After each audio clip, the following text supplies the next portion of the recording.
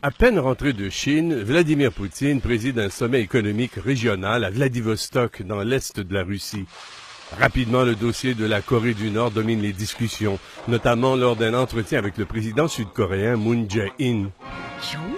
Alors que la Corée du Sud, les États-Unis, le Japon et plusieurs autres pays plaident en faveur de nouvelles sanctions économiques contre la Corée du Nord, la Russie semble faire cavalier seul. Vladimir Poutine ne croit pas que de nouvelles mesures de rétorsion permettent de régler le conflit. Il dit craindre une catastrophe globale et lance un appel au calme. Plus que jamais, il est important pour tous de rester calme et d'éviter de prendre des mesures qui mèneraient à une escalade des tensions, dit-il. Alors que l'Europe le boude, le président Poutine soigne son image en Asie, où il est le bienvenu. Masha Lipman est une analyste politique basée à Moscou.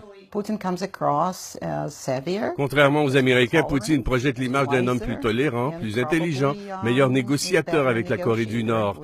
Que ce soit vrai ou pas, c'est en tout cas le message qu'il envoie, dit-elle. Pour l'instant, c'est l'impasse. Russes et Chinois ont demandé aux Américains et aux Sud-Coréens de cesser leurs manœuvres militaires dans la région en échange d'un gel du programme nucléaire nord-coréen. Mais sans succès, personne ne bouge. Du côté russe, on croit que les États-Unis profitent de cette crise pour vendre plus d'armes dans la région. Alexei Mouhin est vice-directeur du Centre russe pour l'information politique.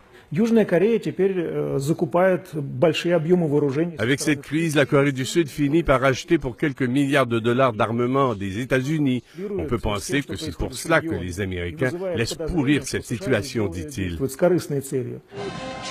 Il ne croit pas que du côté nord-coréen, Kim Jong-un ira jusqu'à sacrifier son peuple en déclenchant une guerre suivante.